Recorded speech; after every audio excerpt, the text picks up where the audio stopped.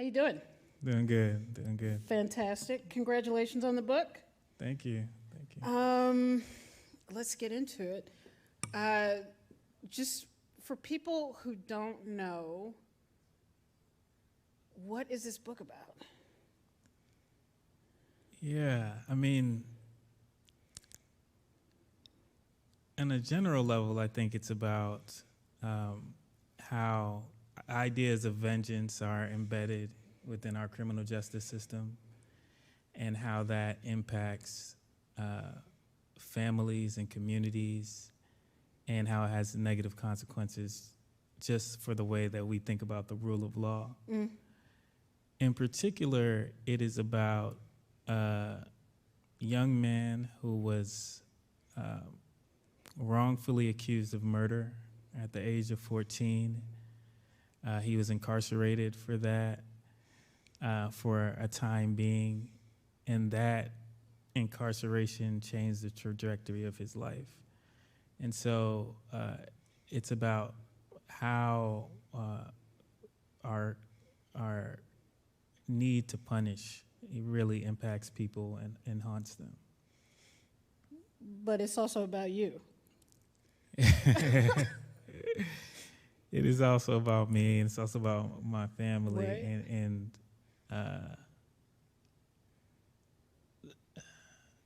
the way that we try to cope with this tragedy. So who is Sito?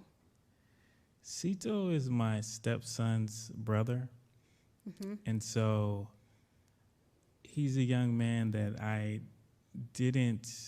met him once. I didn't know him well, but his life and death really had a big impact on my family and a big impact on me. Firstly, because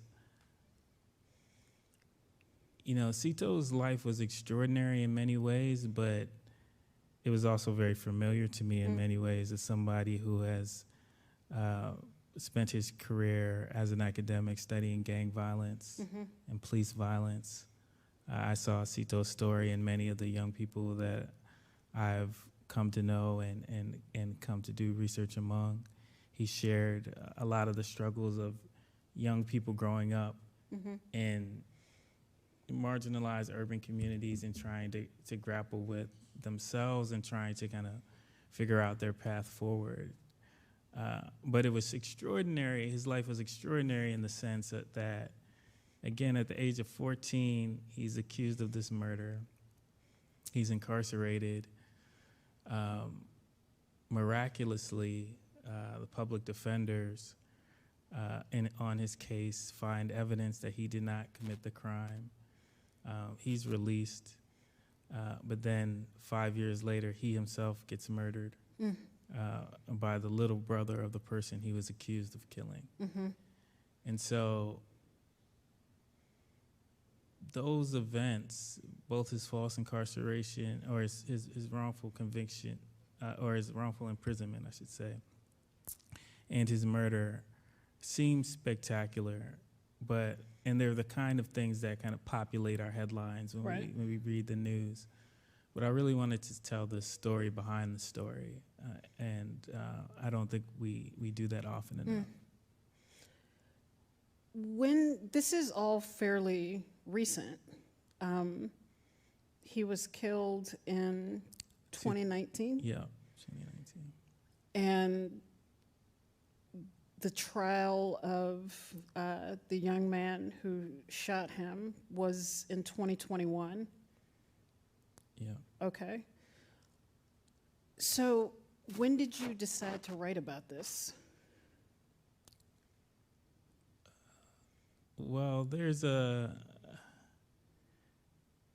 moment that looking back on it now, that I feel like I decided to write on it, and then there's a moment when I actually decided to write on it. And I think looking back, the moment that I started to write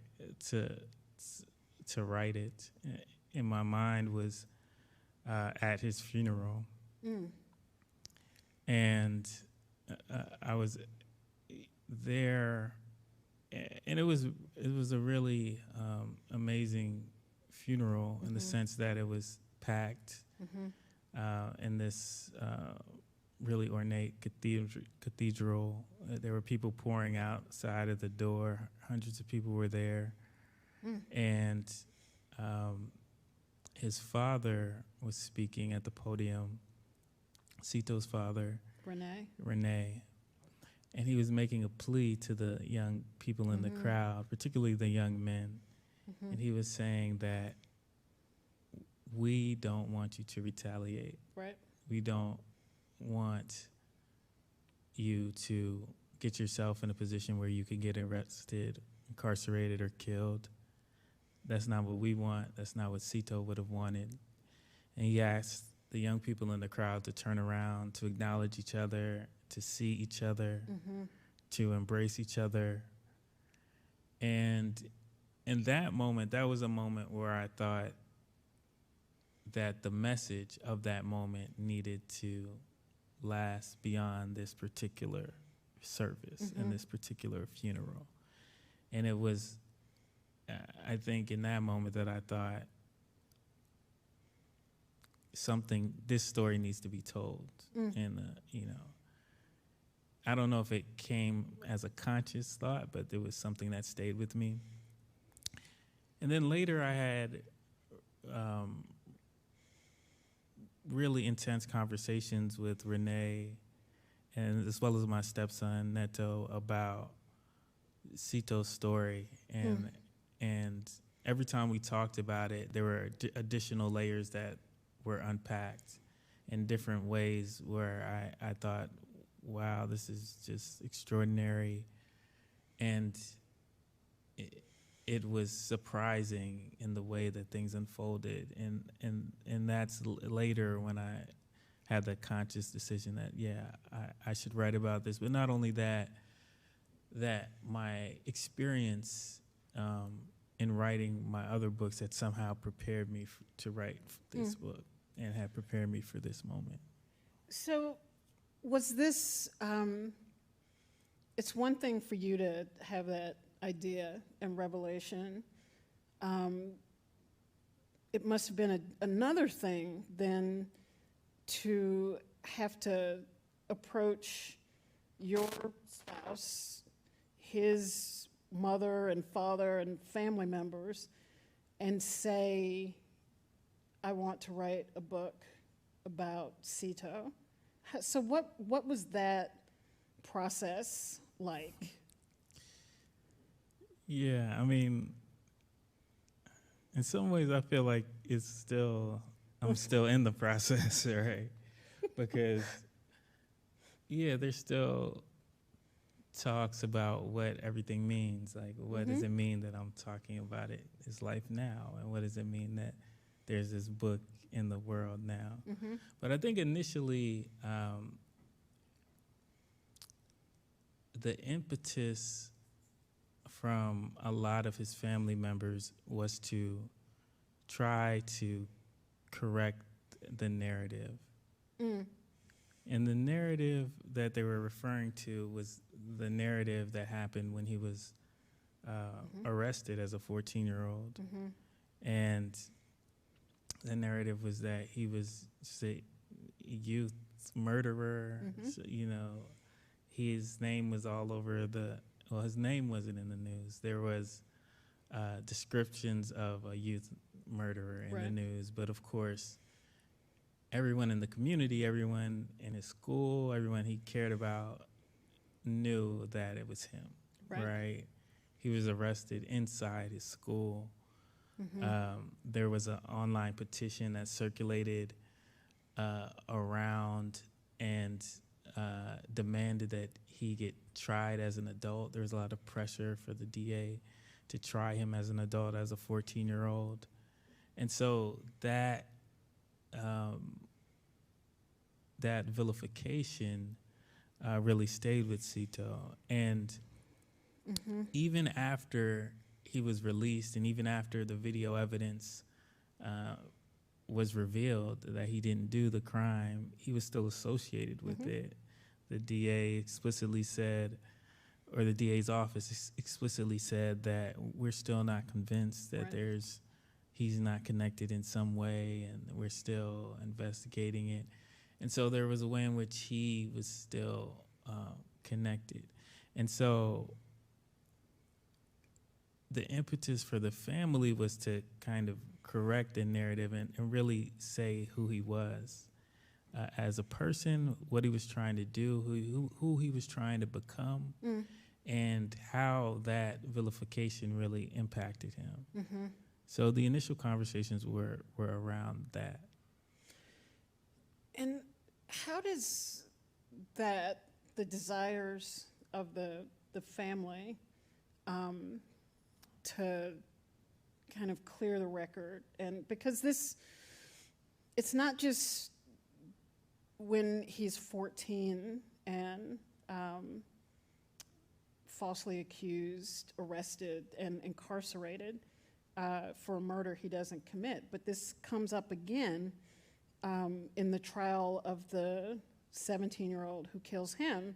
At the end of the trial, when it's time for sentencing, and family members can give impact statements, and then the defendant gets to call character witnesses, he's called a murderer again, right? Right.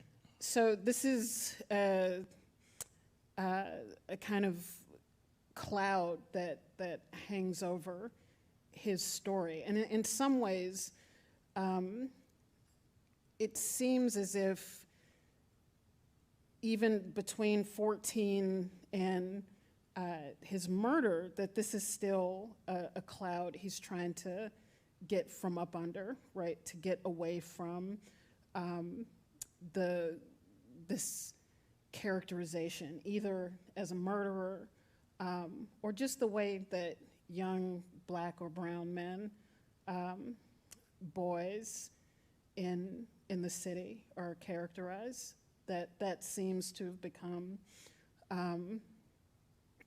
the kind of ambition of his life, was to be seen differently. Does that?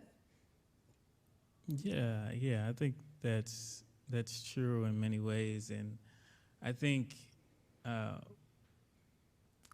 the one hand, what motivated him towards the end of his life was to really draw on what he had been through and draw on his experiences as a resource to develop himself. And he found a lot of solace in activism, Mm-hmm. particularly around police and prison abolition. Mm-hmm. He was advocating for the closure of the juvenile hall that incarcerated him. And he was building an identity as someone who could speak on those issues and speak powerfully on those issues. He was becoming known as someone who could speak powerfully on those issues. So that was his ambition. But at the same time, he had setbacks and struggles. And so part of what I am trying to show is that this dichotomy between the victim and the perpetrator is part of the issue, right? And our need to have this stark difference. And I'm trying to show that there is no perfect victim, right? And there is no absolutely evil perpetrator as well. And we do a disservice to our communities of color when we think in that way, because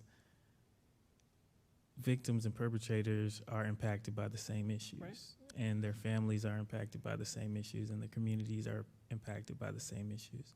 And so how does that resonate with the family who feel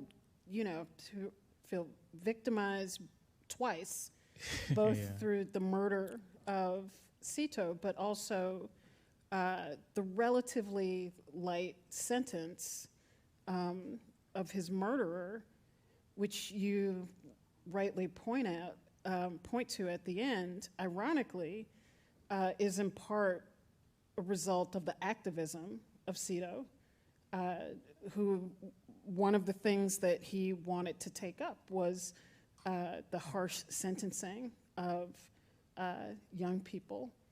And so what does the family think about this objective that you're pointing to, that you're trying to point out in this book? Well, I mean, I think there's no one opinion in terms of that, in terms of the family, right? I think there's a spectrum of opinions, and I think some people agree with Sito and say that it actually doesn't matter if the person gets 5 years or 55 years.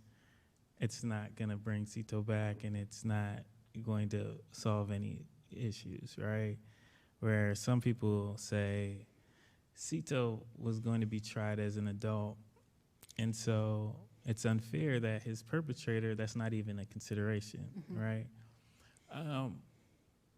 And so what I try to do is to give voice to those perspectives, the range of those perspectives,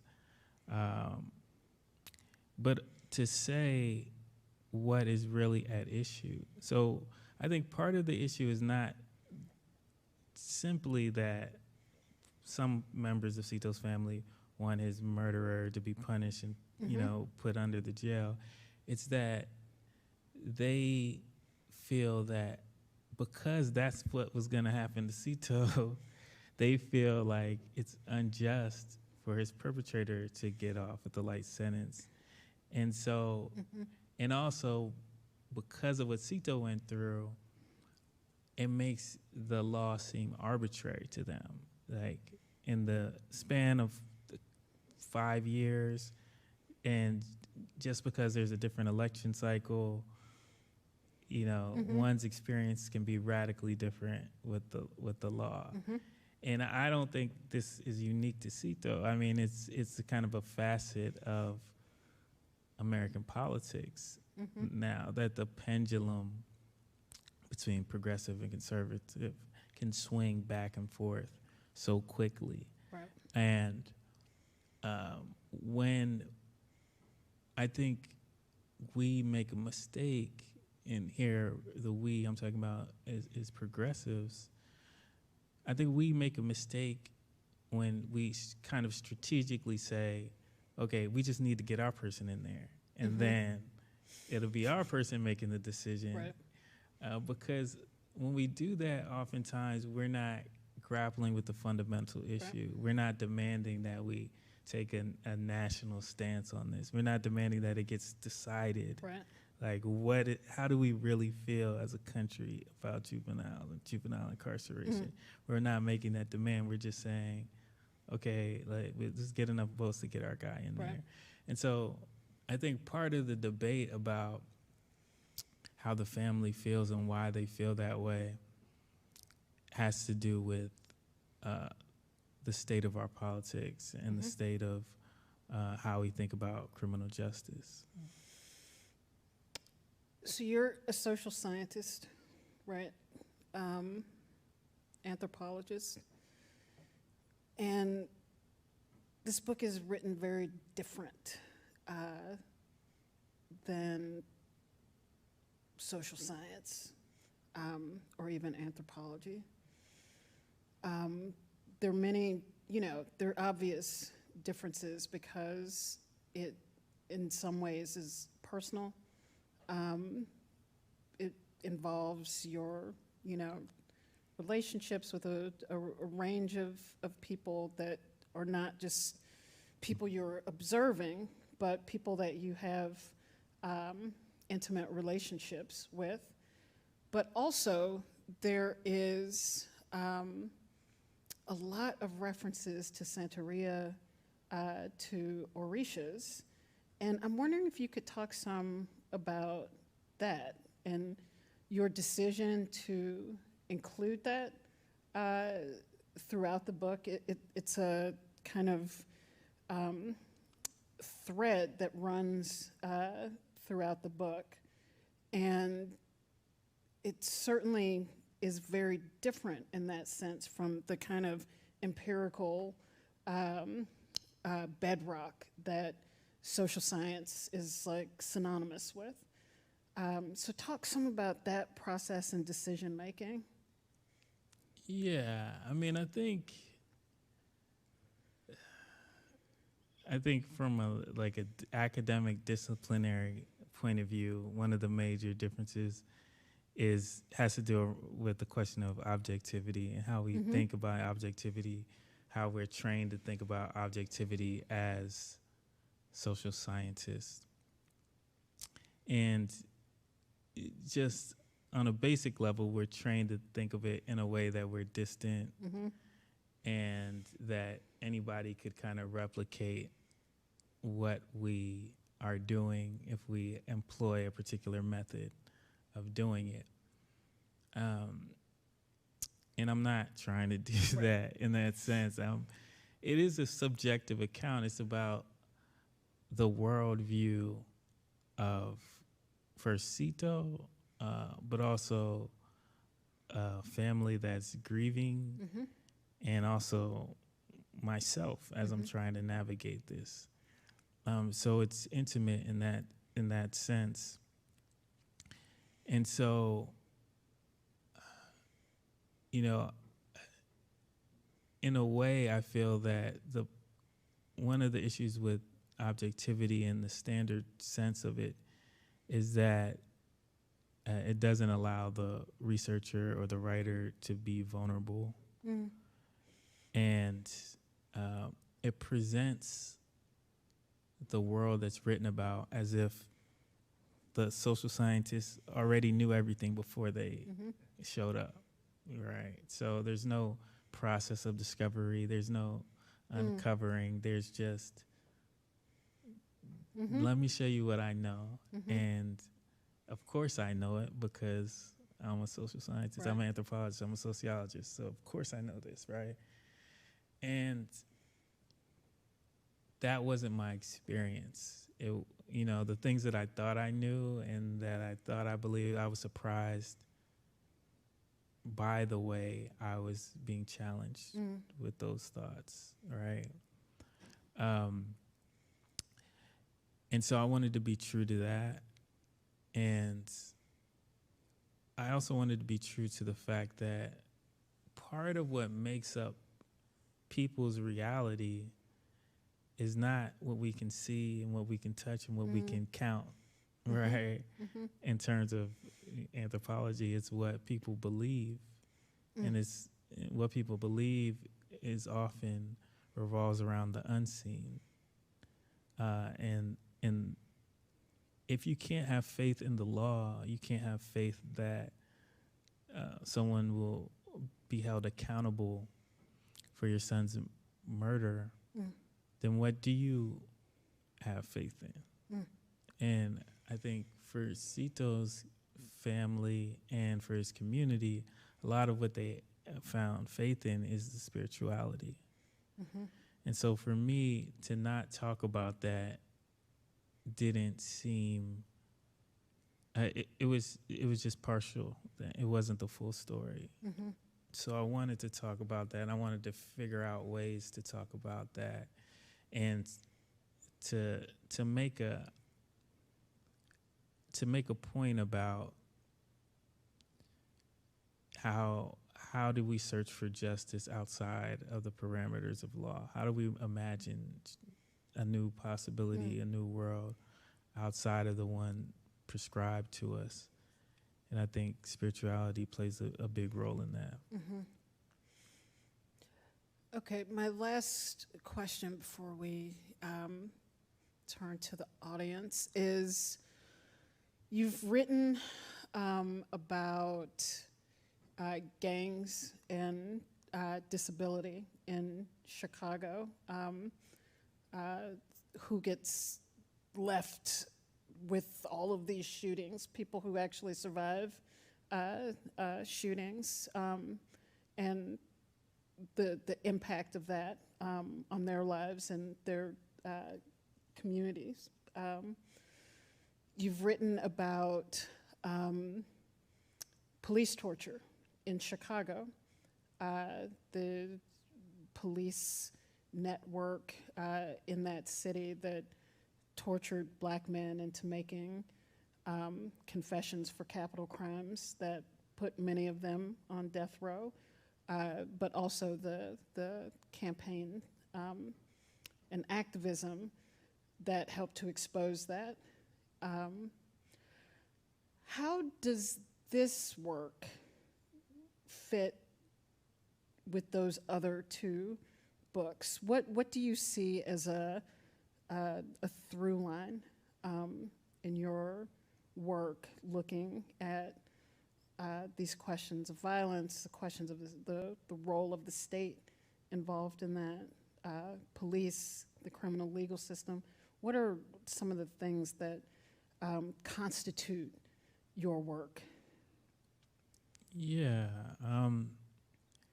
I think in a practical sense,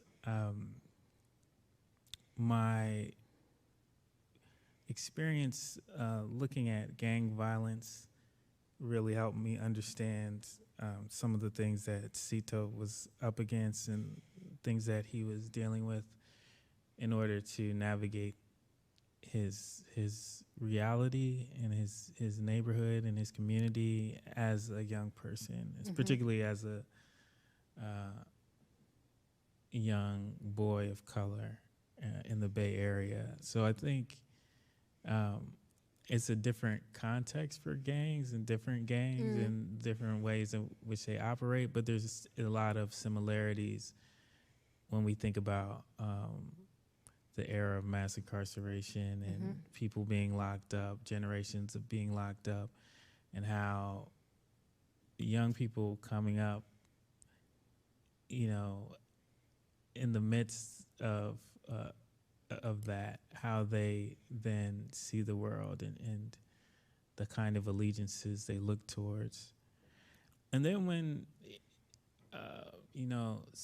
to understand Sito's cases and his incarceration and the work of the municipal government, a lot of the stuff in the torture letters and the torture cases helped me with that because I was familiar with, you know, how closely DAs work with the police and how that also impacts judges and sentencing, and how much it doesn't matter what you say or what you've done, how that vilification can rob you of life.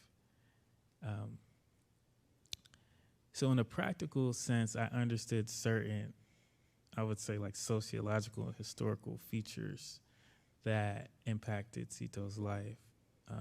But I think on a conceptual level, I'm interested in injury in my work. And I'm explicitly interested in injury rather than violence because injury entails violence, but it's more than violence. When you think about injury, there's also a chance for healing, there's a chance for repair.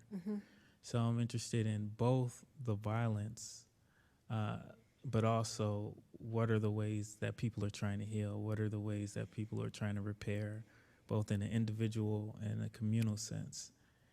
And those were the themes that I was also grappling with in Sito.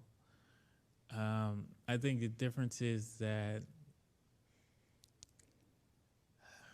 I'm trying to just lay the contradictions out, lay them bare. I don't necessarily say that this is the answer. Right. Yeah.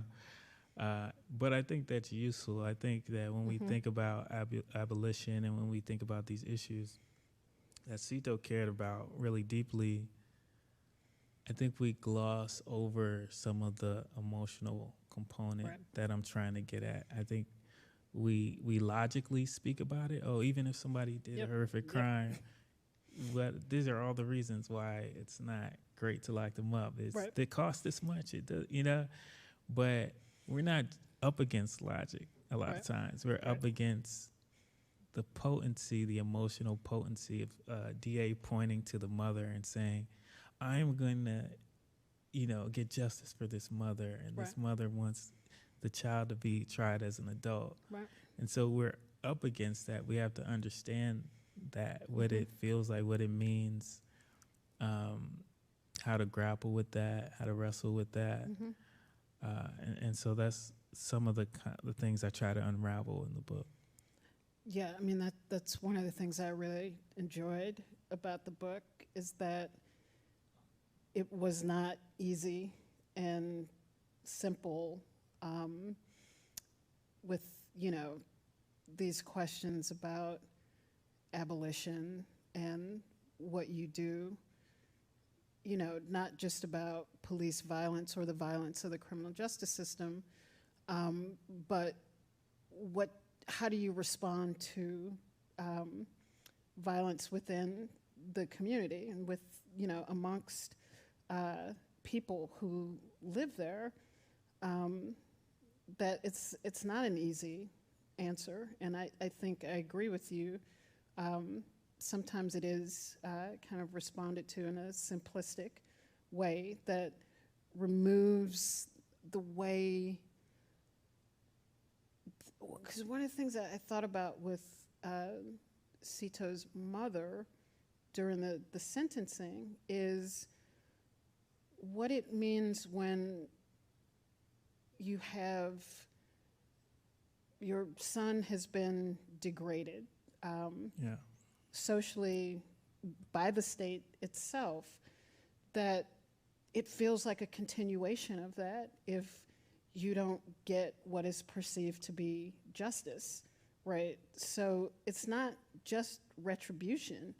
It's about seeing this person as a person who was worthy of receiving what is believed to be the dignity of justice. And to not have that makes what is a loss feel even more of a loss, that it really was for nothing, that this person can just walk away from that, because that is how our society has set this up. And that is part of the kind of, it's not just emotional, but it's connected to the way that people are characterized, the way that people are seen as social beings in this country, and it compounds that. So it's very complicated. Yeah. Yeah. Thank you for telling us about Sito. And when you said something about at the end of his life, he was only 19. Yeah. That just really, that really struck me. So I wanted to lift up the Amir Healing Center here in Germantown. Amir stands for Every Murder is Real, and it was founded by a mom and two sisters of a murder victim who wanted to support families in healing and repairing. And I want to tell them about this book because I think it would really make them feel hopeful, because they want their loved ones to be remembered and known. And the concept of injury really stuck out, and almost feels like that could be a paradigm shift for the system as a whole. Can you say more about where your work is headed on that topic? Yeah, thank you. I mean, I think it's a major theme of my work. It's how I approach my work, I would say. But I look at it on different scales and different levels. So first, I think there's individual healing. And in my first book, when I worked with people who had been injured as a result of gun violence, that moment of being shot, oftentimes when someone's in the hospital learning how to learning how to eat, learning how to pick up a fork, learning how to,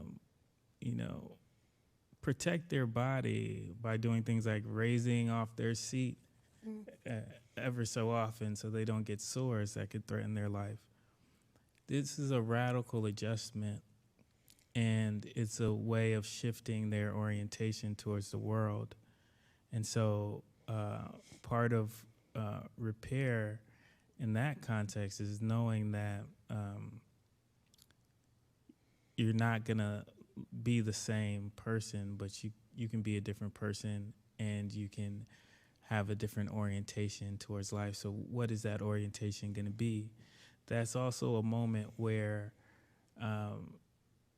people are more open to intervention. Studies show that you can get people at that moment and to rethink about whether they want vengeance or what that's going to look like and how else can their life look. So with injury, I think comes different opportunities as well on the individual level, but there's also a social level to injury, and that is, I think, our policies injure. We think about mass incarceration, we think about redlining, we think about the state of the school system. In some of the communities that I worked in, there was, 76% high school dropout rate, So by the time you have that reality, you're really putting people in an injurious state socially, right? So how do we think about the interface between individual injury, social injury, and then the possibility of repair? And then you have, really explicit intentional activism that seeks redress for that injury, or however it's defined, whether it's against police violence or prison industrial complex, whether it's anti-violence work or something like that. So you have organizations and social movements, and I think for me the question is, as an anthropologist, what are people already doing to address these issues within communities? Oftentimes, again, the presumption is that an expert will come in with the solution, but in all of my experience, I found that the best solutions are already taking place. It's not that people don't have great ideas or great strategies for addressing injury. It's that they're under-resourced and not listened to. And so how can my work amplify what people are already doing in that space? And so I think about injury along those lines. Okay, well, thank you so much. This is a fantastic book.